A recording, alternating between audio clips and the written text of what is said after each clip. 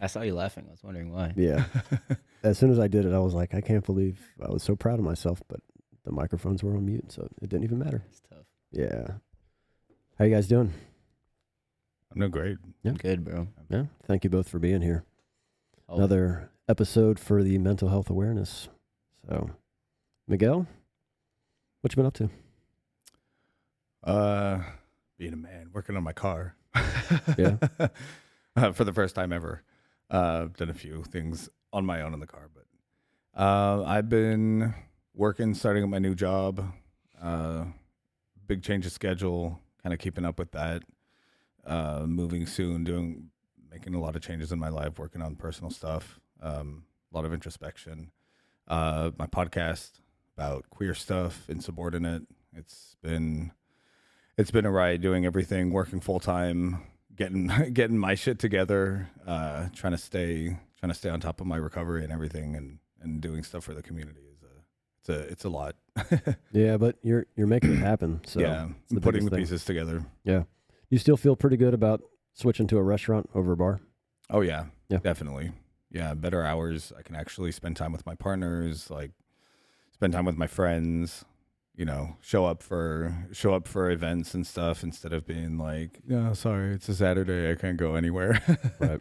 I know that feeling. I just started that transition myself, and it's been amazing. Yeah. Amazing. Yeah, I feel great. Yeah. Like, yeah, I got up at 8 a.m. 2 days in a row. Like, what the fuck? What time are you going to actually sleep did then? shit. If you're getting up at 8 a.m., like, do you pass out at like 11 p.m.? Yeah. Yeah. Yeah, last night it was 11 p.m. The night before it was like 9 or something. Yeah. Yeah. I still can't go to bed at a decent time. Yeah. It doesn't, like, I was laying in bed at 12:30 and it didn't happen for me. So, I still have those nights. yeah. Yeah. I got used to it, but yeah, it was just making a routine every night. Just the same routine every night was what got me there. Yeah. And I'm still not fully in that routine, but you know, I get there. What about you, Isaiah? What you been up to, man? You always got something going on. Yeah, definitely. I feel like I'm being pulled in 8 different directions, but things are good. I started at a new bar, which has been fun. It's been refreshing. Run Club is growing still, which is super cool. It's huge. Yeah. It's growing. It's massive. It's crazy now because, like, brands hit us up and, like, hey, we want to give you guys this, or we want to sponsor you for that. And I'm like, yeah, this is dope because we started with 7 people and had a shitty-ass route, and now we are in 9 cities, I want to say, with 2 in the works. So, super cool. It's amazing. Yeah. And then Body Art's doing pretty well. It's weird that, like, the Run Club has, like, not taken my attention away from the actual supplements, but it's just, like, so much happening so fast that it's like it feels like that's the priority. But obviously still staying on top of that. And so our collaboration with Lift ATX should be restocked hopefully this fall. We have a meeting this week, and we're going to kind of finalize all that. So just a lot happening. We had a bar crawl Sunday with Sip Easy. We had a boat party 2 weeks ago for mental health. It's just a bunch going on. Yeah, man. Yeah. Like I said before we hit record, I'm a huge supporter of what you're doing, and it's fantastic, man. Appreciate you, bro. So Isaiah does a lot. Yeah. A lot. He's got his own supplement company. He's doing the mental health thing. He's bartending. Clearly working out. This man's a statue. I'll be like that when I grow up. Yeah. As soon as I try, I'm like, oh, I'm not hungry that day, and I lose 15 pounds. Yeah. Be like that for real. Yeah. Are you like that? Is your metabolism pretty high? Dude, it's terrible. Yeah. So bad. Like, so I'm training for the Austin Full Marathon, which is in February. And I'm challenging myself to do it without losing too much weight. So I want to stay above 200 pounds. All right. I'm already like, fuck, I don't know how I'm going to do this. Because as soon as I start running, like, weight fluctuates like crazy. Like you said, if I'm not hungry and I don't eat, like, weight's dropping. So it's tough. My metabolism has always been like that ever since a kid. Yeah. I had to take this medicine. I had a like bar rot on my hands, my fingers. Mm-hmm. So I started taking this medicine. It's like an antifungal oral. It's like 45 days, and it messed me up completely. Lost my appetite. I was getting depressed, and I looked up these symptoms, and I was like, oh, this makes sense. I lost like over 15 pounds in 3 weeks. Yeah, and I didn't have 15 pounds. fucking lose in the first place. Yeah, but I started running in March, and I was consistent every single week, and I had to stop because I was like, I'm not gonna. Yeah, I couldn't. So eventually, I'll get back to doing it again. But I definitely know your pain when it comes to running and weight. It's just like it doesn't work. Especially when you work out at a gym that's like half outdoor, no AC. You're already sweating your ass off. Yeah. You're already losing calories working out, and now you got to add running. Yep, it's a lot. Yeah, when I'm doing running cycles, I take mass gainers because I can't, like, I sweat everything, and like I just burn calories all day, especially bartending. 100%. I was gonna say that's the other piece of it, like being up late, standing around, obviously moving, being active while you're working. Yeah, and then the fact that like you're customer ready, whatever you want to call it, like active in front of people where you're eating. You know what I mean? You got to sneak a couple plates in the back, and shit's crazy. Yeah, you're eating standing up. Yeah, I work at an outside bar now, so I bring a mass gainer to work with me because I'm just gonna sweat whatever I did eat, if I did eat in time. You know what I mean? A really good idea. The bar I work at is outdoors too. Yeah, but I feel like it doesn't do anything for me in the long run because it's so hot up there. It's just I feel like maybe it's better than not having anything at all. For sure, but for sure. Yeah, I don't know. There's also this brand called Power Lift. It's a protein water. It's only 10 grams of protein, so it's nothing crazy. But like, I've noticed that's super easy to get down bartending too. Like, I'll just bring 2 of those with me, and you get 20 grams. You're basically drinking water. It has like electrolytes in it and stuff too. So, if you want to check that out, yeah, definitely. Yeah, man's always got something. Yeah. So, Isaiah, what have you been doing other than that? As far, because I mean, you're busy all the time. Yeah. So, how is that affecting you up here? Because a lot of it's great things, you know what I mean? So but it does wear you down. For sure. You know what I mean? It definitely does. I don't know. I like to try and present myself like it doesn't affect me, you know? Like I have like that Superman facade that I try to do, and like everything's all good all the time, and then, when you get behind closed doors, you actually deal with your shit. Yeah. So yeah, no, there's definitely some lows and some hiccups that we're going through. That we're trying to figure out, but at the end of the day, like I just try to one day at a time, and we'll deal with it. And when the time comes where it gets solved, but new shit's gonna pop up, right? So I'm doing all right. I'm doing good. Yeah, I'm doing good. I'm not doing amazing, but I'm doing good. Like you said, there's good things happening, and so that's what I try to focus on, and all the other shit will get figured out. Do you ever take a second to step away from all of that stuff? Because I mean, even when you're doing the boat parties, that's still sip easy. You're still representing something. Right. I feel like you're still working. For sure. You know what I mean? So when do you you got to, man. Okay, I try to. I can't give you any advice because I'm the same way. Right. Seriously, but it's really hard. It's hard. I tell people all the time, like it's hard to be ambitious, like truly ambitious, because those times when you should be taking a break. Don't get me wrong. Everyone's eventually going to take a break. But are you taking the break the way you're supposed to, as long as you need to, things like that? One thing for me, like, that has always been able to allow me to just completely turn my brain off is, like, hang out with my nephew and, like, be around family, hang out with my brother, stuff like that. And I haven't seen him for an extended period of time in too long. So, like, I'm going to Houston tomorrow, actually, and I hope my nephew's going to be around, because that 30 minutes or 45 minutes of running around with just him, like, fuck my phone, fuck posting whatever I'm supposed to be posting. Like, that's the time that I have out there, Definitely charge time. Yeah. And then NFL Sunday, once that rolls around, that'll allow me to kind of turn off a little bit too. Yeah, I currently am working Sundays. I might be changing that. And so you and I need to get together for some football Sundays. For sure. That's Most a lot of definitely. Fun. I told my manager, like, as soon as the season ended last year, I'll work every single Sunday, because you know how the rest of the staff goes. Like, why do they always get off Sundays? Yada, yada, whatever. So I'm like, look, when the season's over, I'll work every single Sunday up until the season starts, and I'm gone again. Yeah. Don't ask me to come into work. Yeah. It's like 25 weeks. It's not that bad, 100%. Something like that. I don't know. Is it 20? Yeah, it's like almost. With playoffs and everything, yeah. Something like that. About 23 or 24. Which is crazy to think about. That's a long time. Yeah. It'll be all right. Yeah. So, Miguel, what's been going on with you besides everything you just talked about? How are you feeling these days with everything, all the chaos you got going on, all the shifting? That's a loaded question. I know. I go through waves. I've always dealt with depression and like chronic depression ever since I was a kid. Didn't know what it was until I got older, which is part of the reason I started drinking. But I'm almost 2 years sober from particular substances that I had very serious issues with. Congrats, bro. Yeah, thank you. Thank you. It's, as you say, it's a day by day. It's, one day at a time thing. And between everything that I'm doing, my ADHD is coming out that I forgot that I had because I was always, high or drunk. But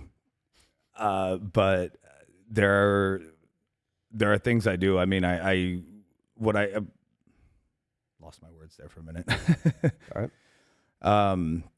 I always make sure to take at least some, if there's a day that I can't, that I have like so much going on. Like today I was working on my car this morning, and then I had 2 meetings about some business ventures that I'm working on in the drag community. And then I literally came straight here.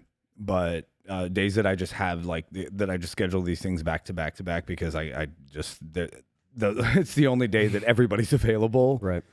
Which also gets very stressful is depending on other people for progress. I make sure to at least schedule like 2 hours at somewhere in the day that are just mine. That I'm not driving. I'm not on social media. I'm not, I don't have anything scheduled. I just kind of keep those at least 2 hours.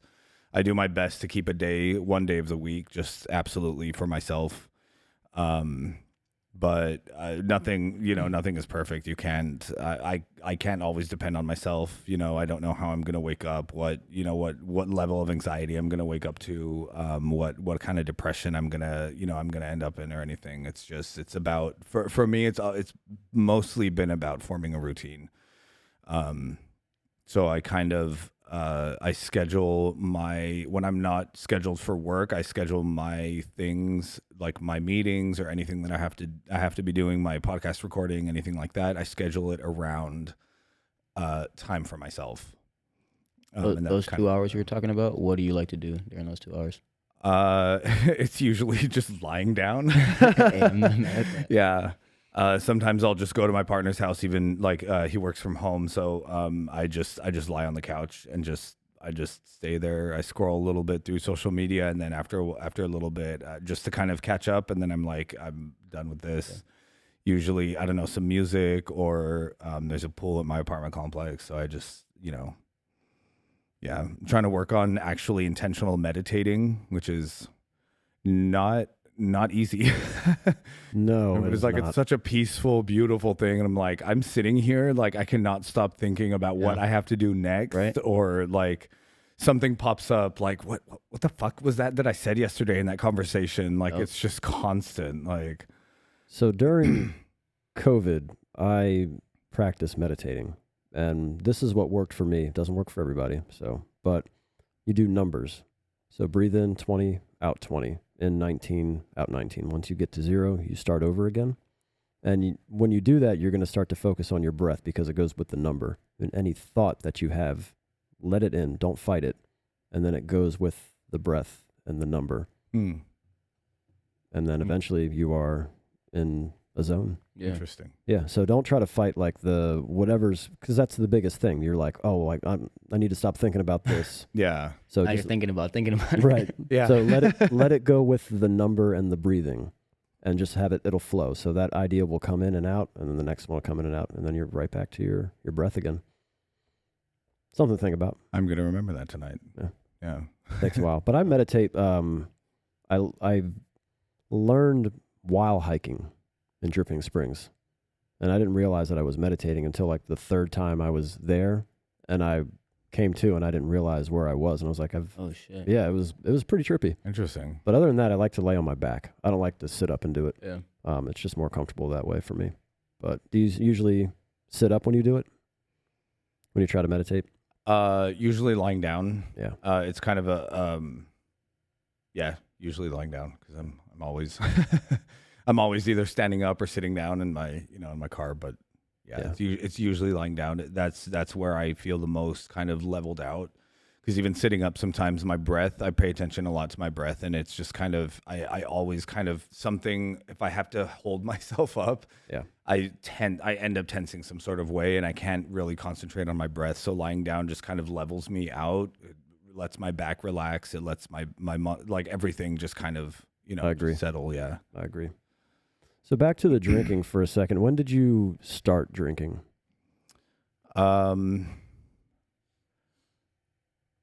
I was about 19, I think. Okay. Yeah. That was kind of my first. It was what all the kids were doing. Yeah. I'm 36 now. Yeah, it was just kind of, it all kind of came with coming out of the Christian upbringing that my parents raised me and my siblings in. It was kind of a time of like personal liberation, I guess. And that was one of those things that, like, it wasn't necessarily like peer pressure. It was just like what was going on around me. And that's how, when you turn 18 or when you turn 21, like, you can go out and the first thing everybody's like, oh yeah, now you can go to a bar and you can have a drink. And that was kind of my foray into adulthood, I guess, and like personal freedom. Yeah. Did you hit it pretty hard? At first, not really. It was kind of every now and then I would,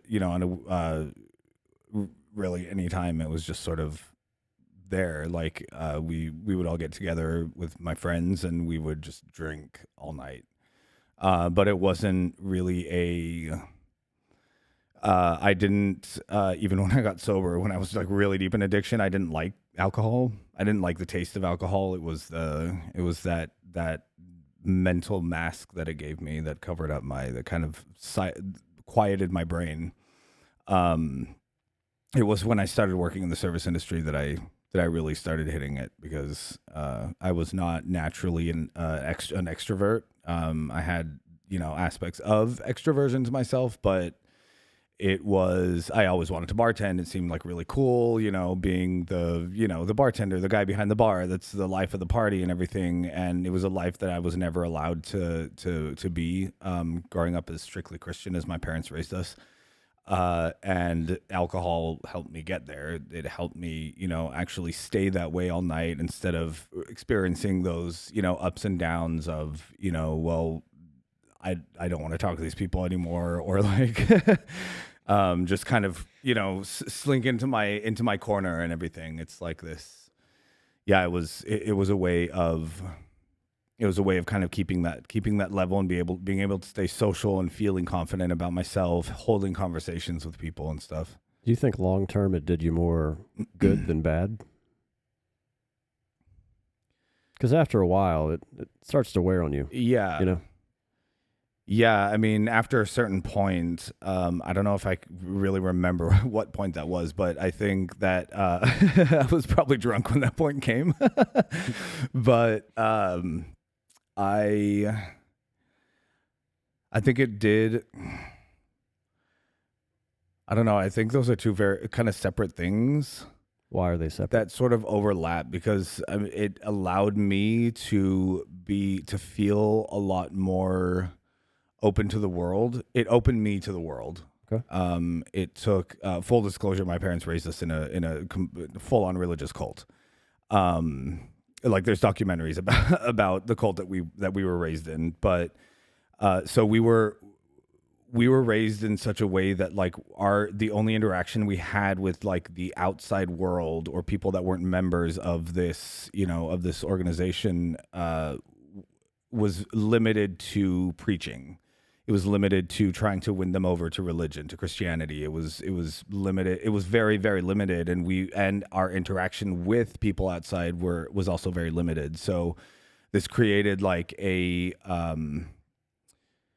didn't prepare me for interacting with the world around me, with people from, just in mainstream society and, the party life and everything like that. So I started from scratch when I kind of stepped away from all of that. And alcohol was something that shut off all of those fears and blocks and, mental blocks and limits that told me, well, you don't know how to converse with this person, or you don't relate. So how are you or you're not, you're not in control of this conversation, as in like bringing something to them, or like, I don't know if I'm explaining that right, but my point is that it helped me come out of myself, and actually have these experiences that brought me to where I am today. It helped me feel a little more comfortable with the world around me, up to a certain point, and then it just became an addictive cycle of anytime anything triggered me, anytime I feel like a little dip in mood or anything like that, it was immediately drink or a line, or, let me run to the bathroom and do a bump. And this, like, it turned into this happening like all day, every day. So it was like in response to triggers at this point, as opposed to something that was helping me or, being any kind of benefit. Could you give me an example of something that would trigger you?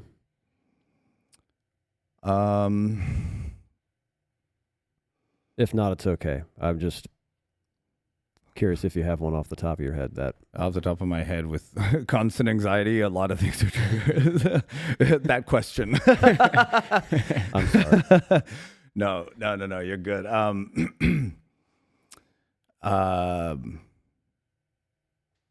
At work, for example, if I'm working at, rarely get these questions we're working at a gay bar, but at a restaurant or a straight bar or something, like people asking about sports. Like, I know nothing about sports. Like, I watched football or soccer growing up as a kid.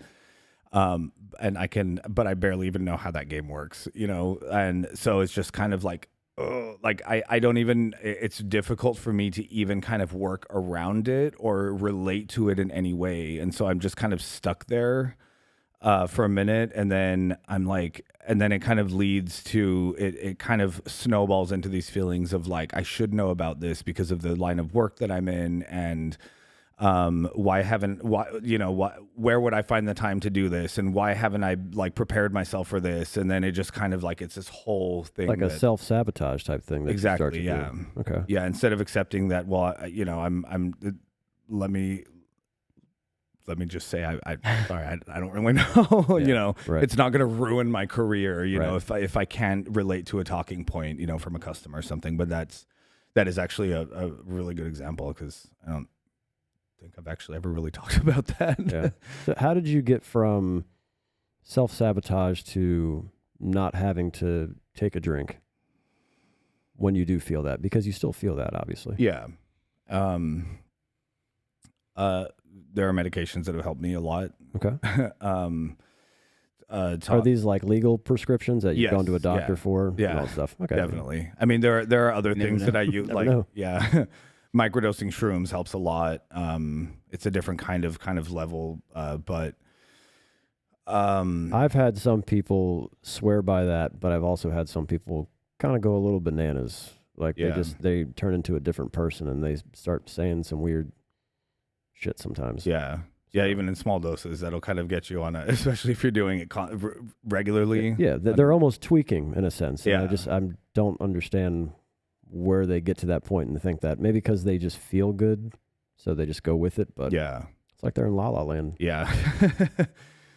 Yeah, honestly, there are some antidepressants that have really, really helped me. As far as like personal, like inner, like emotional, like shadow work. One of the things that's helped me a lot that was really, really difficult to get to, but now it's an in the moment kind of as needed thing, is just, even if it doesn't like take away the feeling that I'm feeling in that moment, or just, fix the problem, or fix whatever chemical imbalance is going on in my head. Just reminding myself that it's okay to feel how I'm feeling. That these are my feelings. It's natural. There is space for them. Essentially, creating space within my emotional realm to accept for those feelings to live. It's a really good start. If I wake up feeling a certain way, or if something triggers me throughout the day, just saying, hey, don't take it so seriously. You're going to be sad sometimes. So you're just going to have a really fucking hard day sometimes that you just can't pull yourself out of. And that's okay. Yeah. And it's especially stressful when you have a lot of projects like we do going on, and sometimes you just can't really like cancel a meeting. Like you don't have an assistant to dramatically yell cancel all my calls. But yeah, those are like it's almost like a meditation for me. It's taking just a minute to tell myself you're okay where you are, you're right where you're supposed to be, and just reminding myself that it's okay and it's not that serious. Do you talk to anybody when you're feeling that way? I've built quite a pretty good support network of people in the recovery community and just friends that I have. Yeah. I tend to kind of shrink into my own shell when things like that happen. It feels in the moment, it feels easier for me to just figure it out on my own. But after a little bit, sometimes I'm like, I can't figure this out, and I need an outside, stimulation, or I need to hear this from somebody else, because sometimes I just don't have the capacity to make space for myself, so sometimes you just need someone else to make space for you. Do you talk to people that still, party and drink and stuff like that? Do you talk to them about these issues? Like, can you go to a bar and feel the way you feel and not drink and do a line and all of that good stuff? Like, are you at that point yet? Yeah. You are? Yeah. I mean, I've been working, I continued working as a bartender throughout my entire recovery.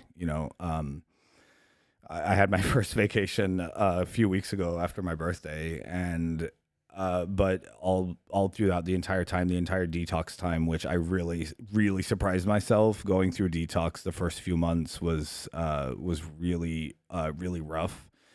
It was just, it felt right. It felt like I just kept reminding myself that, my body was ready. It was time for me to leave, to leave these substances.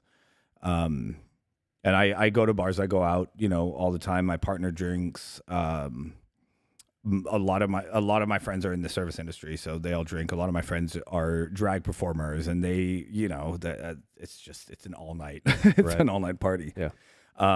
Something I did talk about on a little series of my podcast about sobriety was talking about not being afraid of telling the people around you when you're out in a social setting or something, knowing that it's okay to tell people my social battery is depleted now, and actually like verbalizing it, because it's, instead of just being like, okay, I'm going to head home, I'm tired, blah, blah, blah. It feels really, really good to say, like, I've exhausted my social battery. I'm ready to go. I deal a lot with sensory overload, which is another really big trigger for me. I start getting really angry when there's too much going on around me. So I just being verbal and speaking up and letting the people around you know, especially if they're people that know you, or that I'm going to speak from my experience, not as like, this is what you need to do. Letting them know where you're at emotionally, because it helps not just in the moment, but in general. It helps remind them that you're working on yourself, and that there are limits, and you're not being a boring person or, anything like that. But it helps them kind of relate to where you're at. And after a while, they start kind of checking in on you, and it's a good way to train. It's a good way to train them. Definitely. Did I veer off the topic? No, you're good. Okay. You're good. I feel like I kind of went off on a... No, you're good. You did great. Isaiah, I'll ask you, do you have any moments where you kind of do a self-sabotage thing? Because you're working on so many different things. Mm-hmm. And as much as some of it's fun and some of it's work, there's play, there's all that stuff. Yeah. Do you ever just stop and think that you're missing out on something else? And then you kind of like beat yourself up over it? Yeah, for sure. What do you do in that situation? I guess it kind of depends. Like I said, a lot of times the real work, or whatever you want to call it, like the time where I'm actually like self-reflecting, all that kind of stuff, is at home by myself after the day's done, night's done, whatever. And I'll just sit there sometimes. Well, part of the self-sabotage is sometimes I'll go home and I'll continue to work after I just did whatever. And sometimes in that moment I'll know like, hey, this is the time where you're supposed to like stop doing that shit. But anxiety, OCD, just being ambitious, all these other things at times just simply don't let me stop doing that. And so I would say that's kind of self-sabotage in itself. But there's times where it's like, I feel like most of the things that I do are centered around building a community and bringing people together. And I have this like self-sabotage, struggle, inner conflict of like, okay, you just created that for all these people, but like you don't use it. And like my mental health brand is called We're All We Got. Like that's the whole like basis of it all. But I continuously go through a lot of my personal things on my own. And I don't speak to even some of my closest friends about them. I feel which is like I'm sure a lot of people do that, but that's the biggest thing for me for sure. Do you think that you'll ever change that, or do you think that's just how you are? And look, there's nothing wrong as long as you feel good at the end of the day, or you can make it all work for you. Then no one's here to judge anybody. Whatever works for you. But one thing I will be the first to admit is that I'm stubborn as fuck. And so that like, even though I can know certain things and like want to change them, I don't know, man. Like I hope that someday I can openly just be like, all right, this is what I'm going through, and this is what I'm going to talk about. But like, there's just some stuff that it's partially because like that's who I am, it's how I was raised, other factors that get involved, and it obviously depends on what those things are. But yeah, I know for a fact there's some stuff that is just going to always just be on me. Yeah. And I know you talked about therapy before. Can you open up to a therapist about things you wouldn't talk to your friends about? Mostly. Yeah. I think that, and that's probably a self-sabotage thing for me too. There's always going to be like a sliver that's like, that's I just got to deal with that. You know what I mean? Or maybe I open up to it and I tell you what's happening, how I feel about it, but I don't tell you really how I feel about it. Right. You know what I mean?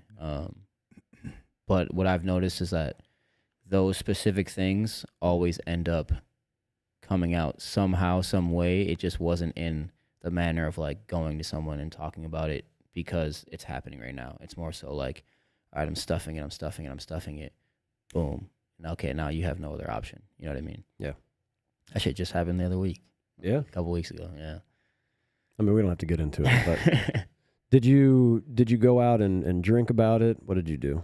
Well, no, this specific one, I had a healthy immediate response. The only issue is that it's like an ongoing problem.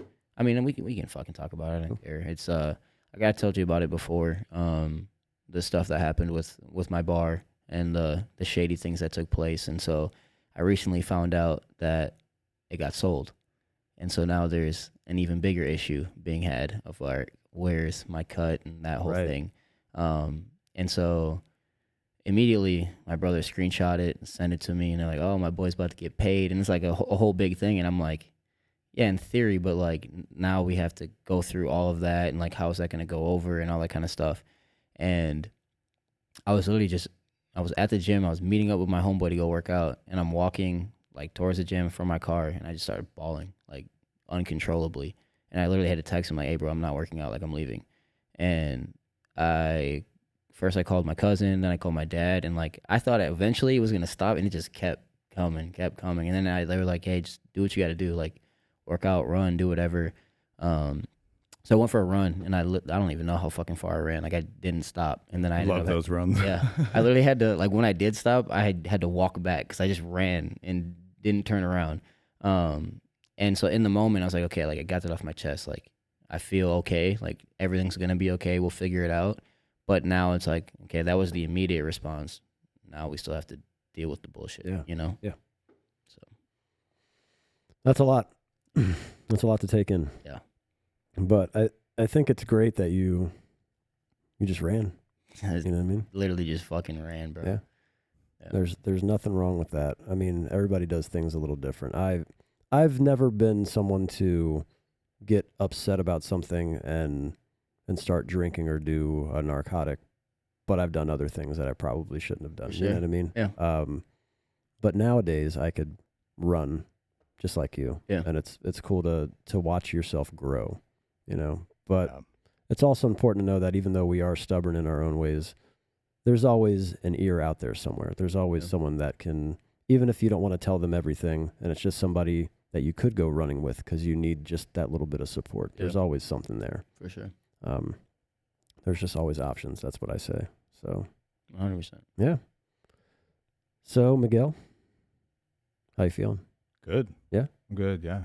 Once I get talking, it's great. You had a little blank stare there for a second. I just want to make sure you're all right. No, I was just In the zone, thinking about something. I do this thing where, like, to be able to retain, like, what I'm listening to people doing or seeing around me, or even I do this when reading or anything. I find a part of my life or my day or something where I relate to it. So I just kind of like, when people are talking about their experience with something, I'm kind of running through my head of like, oh yeah. And then sometimes I go a little, my ADD takes me to like thinking all the thoughts that surround, that experience that I had. Yeah. Whatever. Yeah.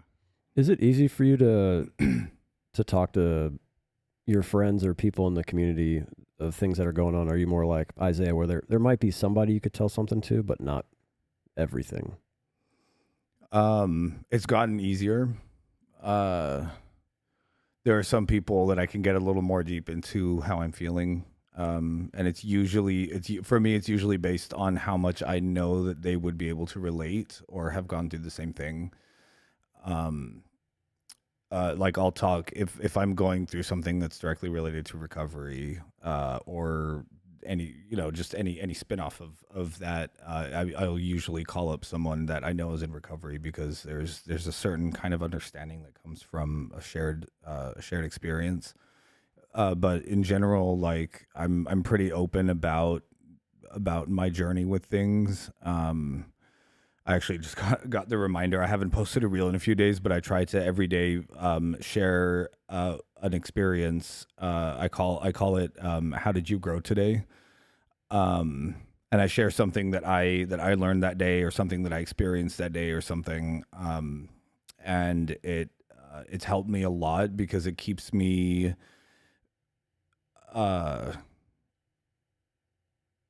what's the word? It's not focused, but it keeps me kind of aware of. It keeps me aware throughout my day of like, oh, okay, well, this is something that stood out of my day. This is an experience that stood out. This is something new that I did today, and it's something that I can share with other people. It's also sharing my progress and my journey, but it's also helping me stay conscious of something new that's happening around me, something, some sort of progress I'm making, or, like you said, seeing some kind of growth in myself, and a new experience, because new experiences went like way out the window when I was drinking, because it was just the same thing every day, like the same bars, the same people, the same drinks, things like that. And so that's a really big point of progress for me, is when I do something new that I always wanted to or thought about doing. Yeah. And so bringing people into that experience makes it a lot easier to reach out to them and to be like, hey, I didn't have a great experience today. But yeah, it helps people also stay conscious of my life and what's going on with me, so that they understand and that they can relate to me a little better, and be able to be of better support. Yeah. And I think your podcast will be a great outlet for that as well. Yeah. To be able to express, because you're expressing a lot. Yeah. On there. So I think that's good. And it's a good place for people to be able to go to. Yeah. To talk about their things. So obviously it'll be made public, but yeah, sometimes people don't give a fuck, and they'll put it out there. I get a little fearful of that sometimes too. Like I'm giving I'm giving corporate America my life, basically. It's up to you to give out as much as you want. And yeah. You could always, you can cut it later if you don't want to give that part, and make it whatever you want to make it. Yeah. So yeah, honestly, when it comes down to it, I'm very big on building community and providing and normalizing personal conversations with people, because my experience with stuffing my feelings away and everything was that I felt like nobody around me understood anything. And I ended up very lonely and very, very drunk. And so creating that community and talking about these things, being open about it, tells other people that you can do this too, and you can grow and change in a way that's beneficial for you and the world around you, because I can guarantee that you're going to start doing this also. For sure. It seems like that keeps me kind of, being open. Yeah. And I think today that's the big takeaway, that you either join a community or create one yourself. Yeah. Honestly, because both of you are creating one. Yeah. Or you've already created one. You're building yours. So I think that's super cool. I think we're going to stop here, guys. But it's been absolutely great to have you both on. If you guys want to put your stuff out there one more time, you want to talk about your podcast again, what's your handle? Yeah, it's on Instagram. It's at insubordinateatx. It's insubordinate with an X at the end. I post stuff on there a lot. Also, Brunch Daddy 2.0. Those are kind of cross-faded with each other. It keeps up to date on everything that I'm doing and stuff. My podcast is essentially a platform for people in the queer community to keep up to date with what's going on, policy, sex, sexual health, humor, really anything, just normalizing the conversation and being vocal and visible about who we are and where we are in the world. Great. You're going to do great with it. It's just... Oh, yeah. That editing's a bitch, but you'll be okay. I'll get there. You will. And Isaiah? Yes, sir. Any project you mention? Yeah, so you can find any mental health, wellness, community type event at word.allwegot. It's a mental health initiative. We're raising money for the Hope Booth, which is a suicide prevention tool that we're trying to bring to Austin, Texas. If you're looking for more like party industry type stuff, at sipeasy_. That's for bar crawls, boat parties, things like that. And then if you're looking to get active, Body Art Run Club every Monday, 7 p.m. at Lift ATX, Friday, 6:30 a.m. at Barton Spring Pool. Beautiful. Yes, sir. Thank you guys so much. Thank you for having us. Appreciate you, bro.